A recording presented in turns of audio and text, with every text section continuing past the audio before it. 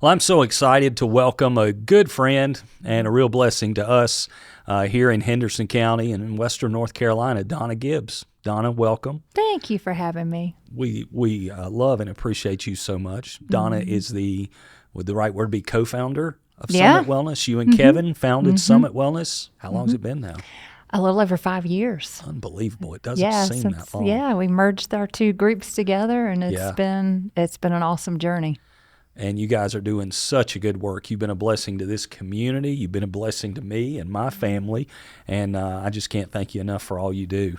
Mental health is such a challenge in our community, as it is everywhere now. Oh, yeah. We're not alone in that. Yeah. It is all over the place. So it's an honor for us to be able to serve. We truly and appreciate your partnership here with Upward. We're privileged. You guys have a lot of demand, too, and you're adding new folks to your staff fairly often now. Yes, God is being faithful in bringing along people who are aligned with our values and are just clinically excellent. And so we just keep trusting Him in that process, because we did morph from a mental health crisis to really a mental health disaster in the last few years, which I'm sure we're going to talk more about. But so just trying to keep up with those demands is truly a challenge. But He is being faithful and sending us wonderfully competent people and helping. I always think it's helping one person, one family at a time. How many locations do you guys have now? Oh, gosh, that's not my side of the practice. So I'm asking several. I don't know, 5, maybe 7. I don't know. That's okay. When an organization grows, there's a whole lot you don't know. I'm learning that. People ask me things. I'm like, I don't know. Yeah, I could sit here and name them off, but. Well, we are really grateful for you and all that you do in Summit Wellness. Thank you. Thank you. We're here today to talk about the problem of teen suicide that's so real, and give some really good news as to a way we're helping. Yes. So what's the problem like in our community now? Well, most people who are listening have been impacted in some way, or at least have heard stories related to a suicide or maybe even a youth suicide. The larger youth mental health pandemic is really of concern. The suicide piece is obviously a huge concern, but there are also many youth who are hurting, some of whom have attempted suicide, some of who haven't. They're hurting and often isolated. So we're just feeling really impressed to provide another layer of help to students in our area who need some help, who need some hope, What we've talked about this before. We did this similar conversation during the pandemic. We were on stage here. Yes. And that's been, 3 years ago now? Yes. Something like that. 4, going on 4, I guess. Yes. I guess it started about 4 years ago. We had a very similar conversation. I remember it being very helpful. What would you say to a parent who might be wondering, is my child considering this? I hear this and I'm so concerned and I want to be there. What would you say to them? I know it's a big topic, but it is. But it's a conversation that's essential. And in fact, as we're talking about some of the things that we're going to be providing in the community, it's really to just launch a conversation. So what I would say to that parent is, though it feels like almost a fragile, intimidating conversation to have, suicide is a heavy word. It feels scary. It feels like we're going to do something wrong with it. But passivity is generally what we do in those situations because we're afraid of doing the wrong thing. So my suggestion would be lean in then. If you have those concerns, lean in and have the conversations. You are likely not to plant seeds of that. What you're likely to do is open doors of conversation that are essential. I guess that might be the fear. If I start talking about it, I'll put it in their head. Yes. Yeah. Often that is a fear, and that is just not true. That's good to know. Finding out what's not true is a good part of the solution. Oh, that's great. Yes. So many times when we hear about it, people say, I never would have thought it. and they'll start pointing to all the good things that were going on in the person's life or the teenager's life, and they say, "I never knew." Are there some signs to look for? There are some signs that you can look for, but I also realize that there is a number, particularly with youth suicides, that are more impulsivity driven, that you might not actually see it coming. Excuse me. You might not see it coming because it's possible that within a 10-minute span of a thought coming and an action following, that you wouldn't have seen the full context. So I put that out there. But then also, yes, there are some other things. If you recognize there's symptoms of depression, anxiety, if there's bullying, if there's any substance use, that always raises a risk. But we're also seeing now, a long time ago, we would have said males are more vulnerable, and it is true that they're more likely to succeed, perhaps, in an attempt, but we've certainly seen a spike in attempts for females, and certainly seen a spike in mental health distress for young females, particularly anxiety. So yes, the suicide topic is an important one, but we also want to begin having more comfortable conversations with mental health in general. Yes. Because that's part of our strategy. Because when you're in a relationship and you're already in a rhythm of having these conversations, then, excuse me, Andy, when there is a risk, you are more likely to discover it. Yeah. That doesn't mean that you can save them all. That doesn't mean that you might not miss something. So I think it's just important to recognize this is not an all or nothing. There are some of those cases where someone makes an impulsive decision or a substance-induced decision. Yeah. And just being aware of that. What's your counsel? We're going to get to a great where we're helping. Before we do, what's your counsel to parents with their children in social media? It seems like such a challenge for parents today, how to guard that, how to refocus. What's your counsel to parents on that? It's a beast. It's different than the culture we were dealing with 10 years ago, certainly 20 years ago. Yes. So I encourage parents, be informed, which means learn about the technology, have your eyes on the technology, have boundaries on the technology, be aware of anything that's going on in chats, in the periphery of that technology and in some of those apps. If there's some bullying or something that might be going on there, but also realizing just the influence of comparison that happens in social media. So even if you're looking and there's really nothing that seems dangerous that your child is seeing, be aware that routine scrolling and in a brain that is not fully formed, how they are processing the comparison when they see Sally Joe doing this, or that piece of comparison is certainly an area where the enemy can attack our children and can create some of these distressing symptoms that are the beginning of what could later end up in a place of suicidal ideation.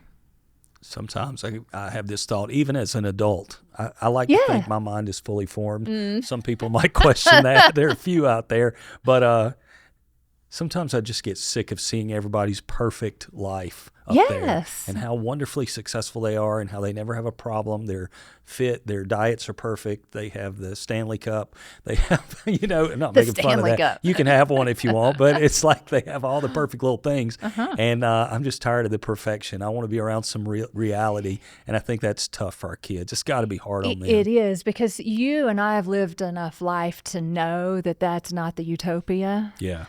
But when you're immersed at a younger age, that may be a little more difficult. And the other thing that I advise parents is don't rush into giving access to social media. Yeah. That is also one of the dangers. I think parents, oftentimes we're so afraid, but maybe we feel sorry for our children. They've gone through this last few years of isolation or difficulty. We want to give them this. And actually, they thrive more when there's a little bit more security, when there's some boundaries on things. And I would not rush to giving them exposure to that. I feel like there are parents out there who just need to be emboldened to take charge of that in their children's lives. Permitted and understand that, hey, that's your job, not to add weight to what they're doing, but I think it is our job as parents to shelter our children to some degree. People always use that word sheltered. I'm certain it can be overdone. Yes. But yes, I think it's being underdone a lot now. We're letting them out there too much. Are there, and I know we're going to get to this, are there some guidelines concerning that you would have broadly about what age your child should be allowed to have an Instagram or a Facebook? I'll make a lot of enemies if I say all that, but I will say. Well, welcome to the Upward Podcast where we do that sometime. This is the good news, right? So I've got 4 children myself. Yeah. I've navigated those waters myself, and so I know what it's like to be a parent, and to be a parent who your child might say, that's not fair. Yeah. And it's tough. It's a tough place to be. I'm not an advocate of children having a phone. I'm not an advocate of children having a smartphone. Now, when you get to, say, 13 or so, and then while under your roof, you want to be able to guide them in being able to manage technology because they're going to be thrown into it. You have to have it to exist in this culture. But to be able to give them guidelines and boundaries and to use some of the apps that are out there. I mean, we know we're getting a little off base, but the pornography industry and what that means in the phone, billions and billions of dollars being poured into that, and the impact of the brain. And what we know now, instead of, when we were growing up, the introduction to porn maybe being at a teenager, now it's age 5. Wow. And so we're not just talking about monitoring their devices, we're also talking about monitoring our devices when our children are on them, and it's a hefty responsibility. But it's just like, as we're talking about suicide, these are things that are difficult for us to talk about because we're afraid of doing the wrong thing. Yep. And passivity is our tendency when we're fearful, whether it be social media or mental health conversations or whatever it is. I had this thought just a few weeks ago that sometimes I've done this in my attempt not to do the wrong thing. I haven't done the right thing. Yeah. And it's really a challenge for us. So I pray that some parents can be emboldened to really lean into their children's lives with these conversations. Fantastic. Thank you for that, Donna. We want to talk about a great event that's coming to Henderson County, and God's really done something here. I remember when the idea was forming there, and God's really done something to open this up in a big way. Tell us, it's called Light the Night. The event itself is coming up on March 18th, 5:30 to 7:30. At the Blue Ridge Community College Conference Hall. We're really excited for that. Tell us about what's going to happen on March 18th, Donna. So I have to tell you a little of what's going to happen before March 18th to be able to tell you about what's March 18th. So this is a full 3-week initiative designed to just come alongside our teens, to give them some hope, and even for the adults in our community. When we hear of something like youth suicide, we feel really helpless in that. This is something that we can do. This is something that can be helpful. Yes. So the first week of this initiative, we've got a lot of training that's going to be going on. That's already full with some of our leaders in our community who are working directly with teens so that they can become more competent, more confident in their communications around this topic. The week after that is going to be access to the screening of a documentary called My Ascension. It's the story of a young woman named Emma Benoit from Illinois. She's from Louisiana. She is not from Illinois. 2 different places. Yes, but a beautiful young woman that I've had the privilege to begin getting to know. let's see, it was a year before her senior year, so I guess her junior year of high school. In 2017, varsity cheerleader, popular girl, involved with her family and her church, she attempted suicide and was left with a spinal cord injury, a miraculous recovery. But she has also had a coming to faith through that process of recovery, and an emboldened purpose and mission to reach others with hope. So her story is featured in that documentary, which we're going to be making available to our Henderson County schools and as many church youth groups as want to have access to it, our athletic teams, anywhere we can get that to our teenagers so that they can hear some of her story. This event is kind of the culmination of it because we know that kids are going to be encouraged. And so we're bringing Emma here. She's going to be here live to tell even more of her story, things that you don't hear in the documentary. We're going to have a band. We're going to have the gear, the T-shirts, the food, the Chick-fil-A, food truck. And really, our ask is, if you will bring your teens, we will bring the hope. Oh, I love that. And just are confident that it is going to be a night that ignites hope. I love the partnership with the public schools. Yes, that's a blessing. We prayed for that and asked God for that. So we're making it available to them. Are they showing it that week, or how's that working out? So that will be, I think, maybe the week of March 11th. So they're going to show it the week before. They will, yes, they will make it available, probably a 20-minute version of the documentary. And it's just as we're talking about, it's just a conversation starter. Yes. But this is someone, she's a beautiful, beautiful young woman, speaks so effectively, and is brave enough to share her story from the moment of the 911 call to the present. And I just know that it's going to ignite some curiosity. How does she have this hope? What brought her to the point to begin with? And so having her here is going to be, I think, really powerful. We're just praying for this event that a lot of kids out there who are struggling emotionally, mentally, and may not have, but may have pondered suicide, will come to this event and hear this testimony. Yes. And just with confidence that we're going to meet them there. Yeah. We are very strategically. We have a large team of mental health professionals who will be there. Mobile Crisis will be there. We have a large team of faith leaders who will also be there, available for kids maybe that are really considering faith. We're really considering a relationship with God. They're hearing about Jesus, and they're finding some hope in that, so a place for them to continue those conversations too. So we are going to be equipped to manage whatever they need to think through that evening, and then to hand them off for whatever help they need after that. So excited. So excited. God's been good to open these doors. No doubt about it. Yeah. And I've told you this before, but I will reiterate it again. We could not do this. Excuse me. It's okay.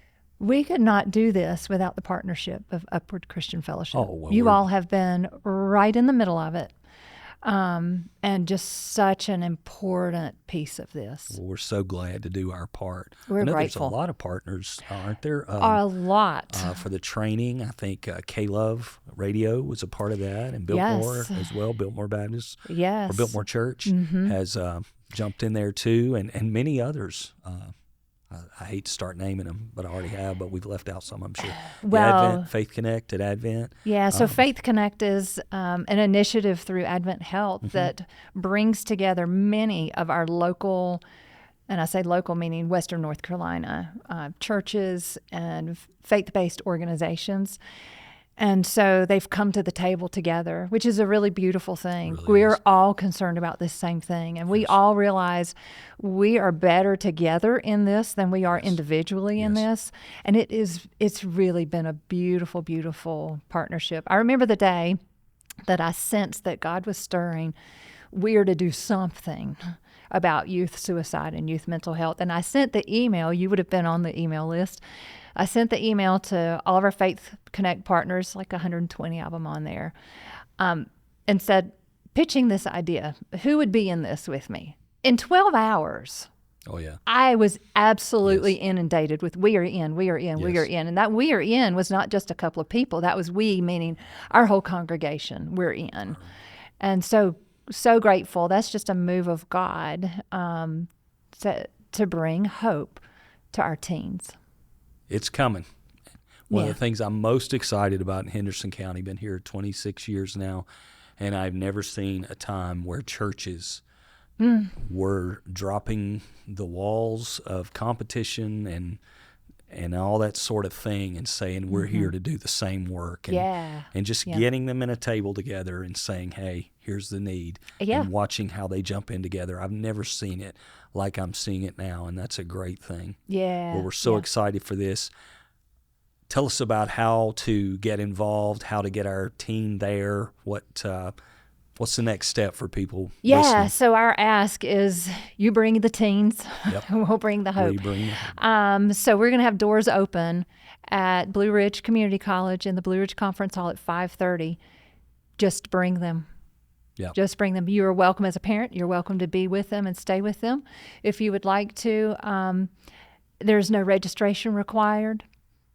Just bring your teenagers. Just show up. I saw someone last week who was a scoutmaster, and he said, how can my scouts help? And I said, just bring your scouts. That's what we. So if you help with an athletic team, if you lead a Bible study for youth, if you have some kind of meeting or organization or an athletic practice or something with teenagers on Monday night, March 18th, I would ask that you shift and that instead you bring those kids to this.